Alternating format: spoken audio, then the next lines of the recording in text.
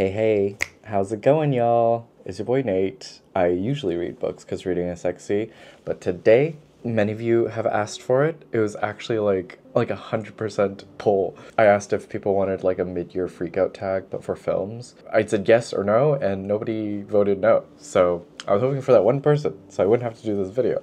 But here we are. Took a little gander on the tubes to see if someone had created like a mid-year freakout tag for movies, and people actually do it. They just don't have like a list of questions. So I went ahead and created a list of questions. Might work for most, and I think that's the whole idea that I want. And I'll be tagging people at the end.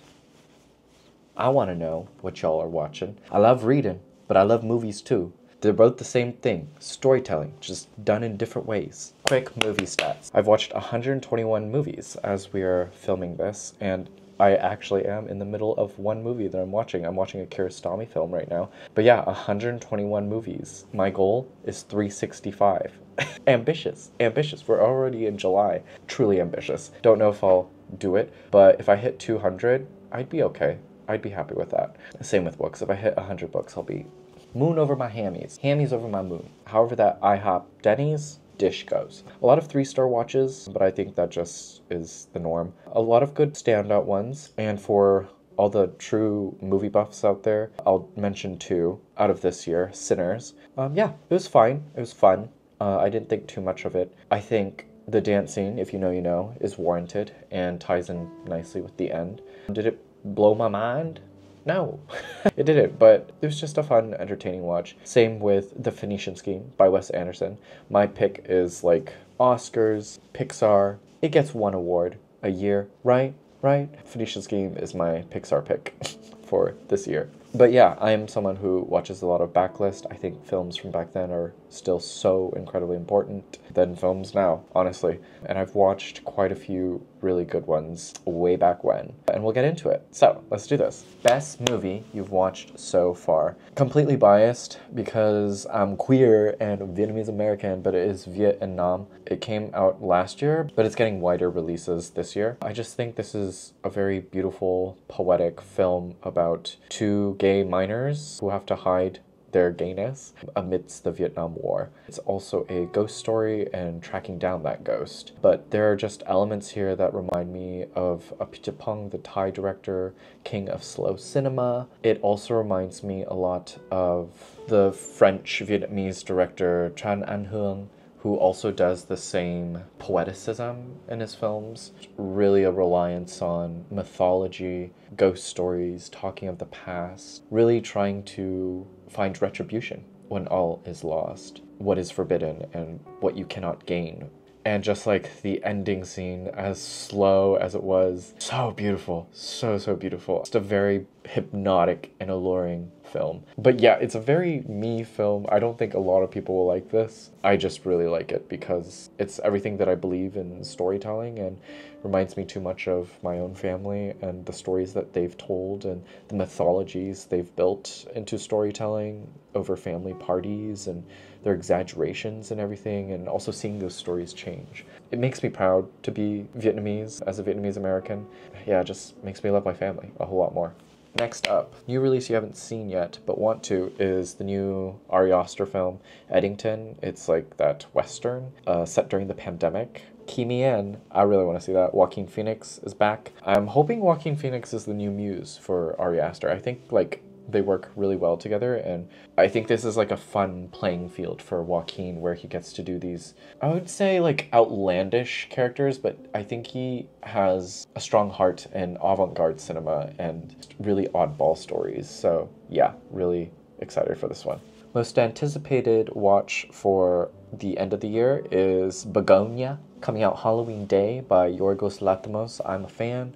I love him. He's so weird. And yeah, this is apparently a remake of a Korean film, which I think I should get to, so I'll look into that. But yes, love Yorgos. I remember when I first watched Dogtooth. It was during a time when I was heavily in love with cinema as a teenager. That just like boggled my mind and just tickled me in ways that I didn't know cinema could do. Love that. Worst movie of the year that I've watched so far has to go to, get a load of this. I killed my lesbian wife, hung her on a meat hook, and now I have a 3-picture deal at Disney.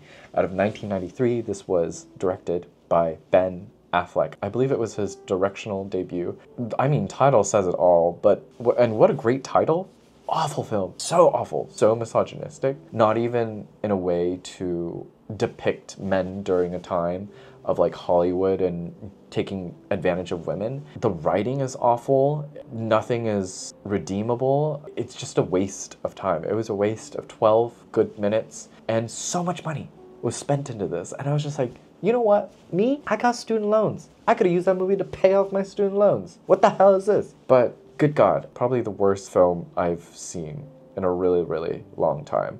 I advise nobody to watch this, but I think it's on YouTube in full, so if you're that bored, have at it. Newest favorite director, debut or new to me, has to go to Kiyoshi Kurosawa. He's the director of Cure and Pulse, which I watched in conjunction last week, actually. I've just been in love with his movies. I've been in a really strong Kurosawa kick. I've like watched 6 or 7 of his movies in the past 2 weeks. I just love the way he plays with atmosphere. He plays in the genre of murder mystery, but with like a horror twist to it. That horror is not strictly terrifying at all. It's just the kind that seeps into your skin. His films are, I wouldn't say slow burns, but they bloom in a way where you're quite not sure where it's headed, what you'll come up with, but there's a lot of philosophical pondering about life after death, trauma, what haunts you, how do you rid yourself of that trauma if you are ever truly free from it. He uses sound design in a way that is so unique. He plays with silences, but also these like tinny screeching sounds that just really rub you the wrong way, but create that, again, eerie atmosphere. And he gets away with it so well. Also with his use of shadows and light and the way curtains waft in the wind. He uses diegetic sounds to really set us in reality, but there's this like overlay of being fearful of nature. I recently watched Seance and also Charisma. Both take place in the forest, and though most of his films take place in the city, the terror that exists in nature, he's so good at capturing that essence. I just love the way he tells stories. It's a lot of fun and always so engrossing. I'm like never bored throughout his films, but yeah, true favorite. I thought this was a fun question. Favorite movie rec? You know that movie, the one that your friend told you about, and you said you were gonna watch it, but then you like hold off for a really long time, and you're like, you know what, maybe I should watch it. Please, take your friend's movie recs. Just do it, you'd be surprised. This one comes from Modern Ajma, Yena, love you. I had watched a Douglas Sirk film, I think like 2 or 3 months ago, and she had wrecked her favorite, which was Imitation of Life. And oh my God, what a beautiful, beautiful film. I'll always say this, but Sirk is so good at creating melodramas. They're very much of like the golden age of Hollywood, and you have these like beautiful costumes and ornate interior designs. But all of his characters, which I love so much, is that he builds so much love into them. They're fully fleshed out. They have their pros, they have their cons, and they foil other characters so wonderfully. They always have their own spotlight. None of the characters ever feel minor. They always have a voice, and I love that. And I think that's what builds really good character. And also just like super good writing. This is about a woman who wants to become a star, but she has a daughter, and she befriends this black woman with a mixed race daughter. She houses them, and she becomes this sort of housekeeper to this woman who wants to become an actress. Her ambitions get the best of her. She loses love lives and other projects, and then eventually her daughter. And then it's this beautiful story about like mothership and daughtership and what we owe one another and what love looks like from different perspectives. I was just so gobsmacked by the end. Like my heart literally broke in pieces because it's also such... I think it's also a picture that was incredibly ahead of its time. Out of 1959, I've never seen such a huge cast of African American actors. Just the end. Hosts this beautiful, beautiful parade. Soulful music as well, this beautiful performance. I don't know, I thought it was just so wonderful and treasurable how that kind of exposure in media is so important. Juanita Moore, who plays sort of the housekeeper for Lana Turner's character, she never feels minor at all. She is given her spotlight and given her moment. It's just such a rich, rich story. So thank you, Anna. Loved this movie. It was great. I'll probably talk about it again in July's movie wrap-up, but Yeah, it was stunning. Made me tear up at the end. And I recently made a new friend, and he had wrecked Paranoid Park by Gus Van Sant. But this one's so good. It's basically a skater video intermixed with a murder mystery. And I just think tonally, it's very much Gus Van Sant and very heady in the teen angst and the spirit of it. I just think he does so much with shower scenes and backtracking shots where he evokes so much emotion in a character with not having to show the character's face at all. And I just think that's so brilliant. I don't know how you get away with that, but it's just the brilliance of Gus Van Sant and his tenderness towards teenage characters. Happy that my friend wrecked that one, and happy that I got to it so quickly.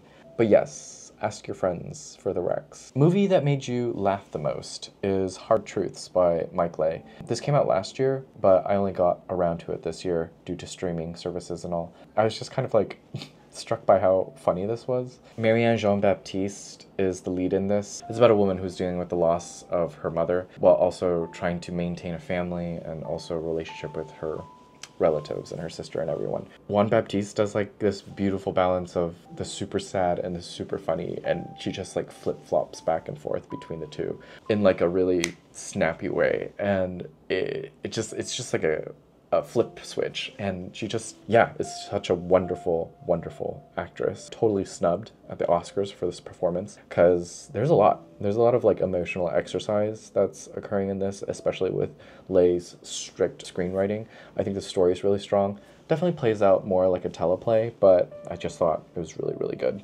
Here's a fun one. Movie scene that surprised / shocked you has to go to Bring Her Back.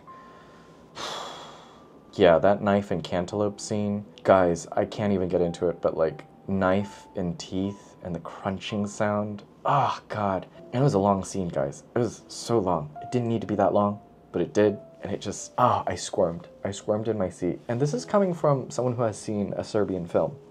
Okay? I've seen a lot of things out there that I shouldn't have seen, but I have seen some stuff.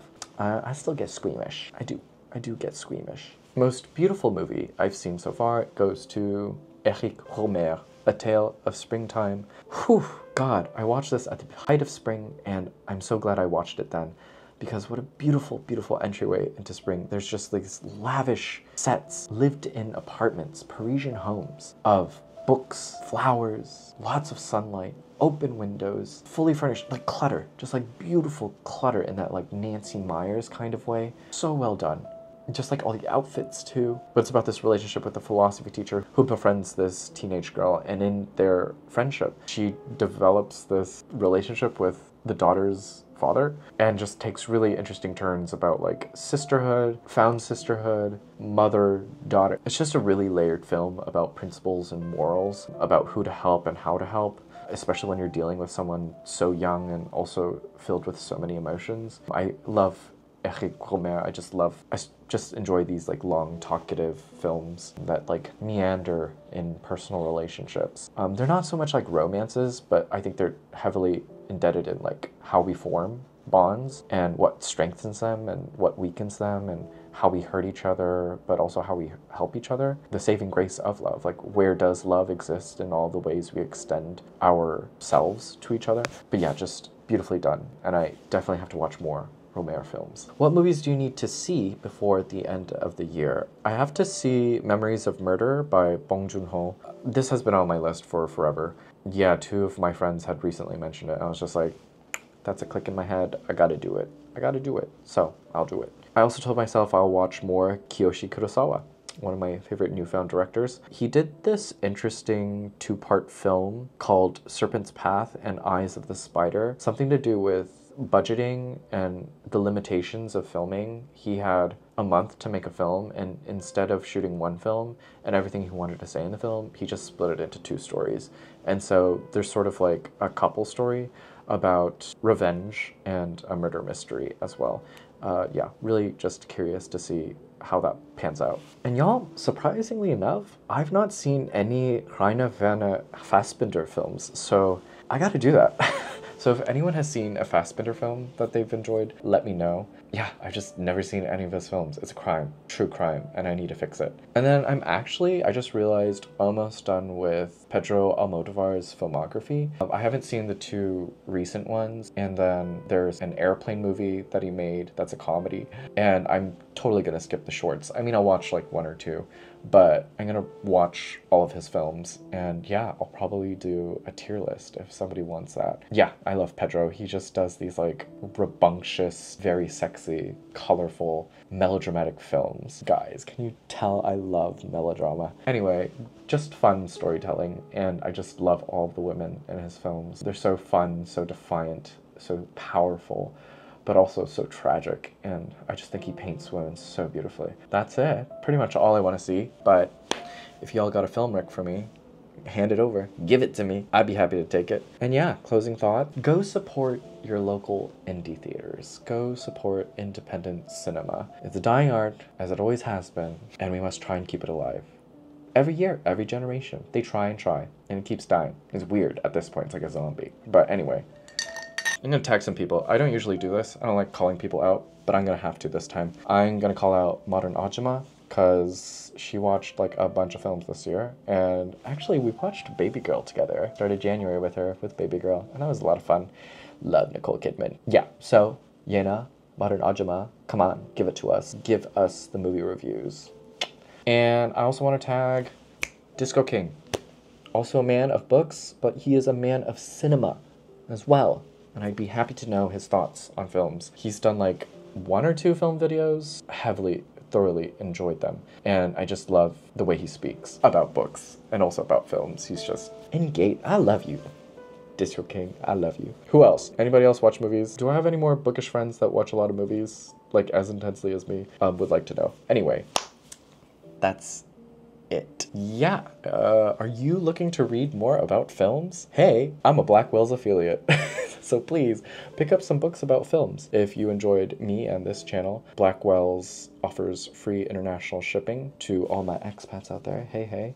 Using my affiliate link downstairs helps me out a bit, helps the channel out a bit, and yeah. As always, be well, do good work, keep in touch. Okay, it's like thumbnail time, but how do I do this, y'all? How do I do this? I'm gonna go like this. Move these glasses up a bit. Okay. Do you like my new haircut? Got it specifically for this video. Just kidding. No, I looked crazy, but I should wash it.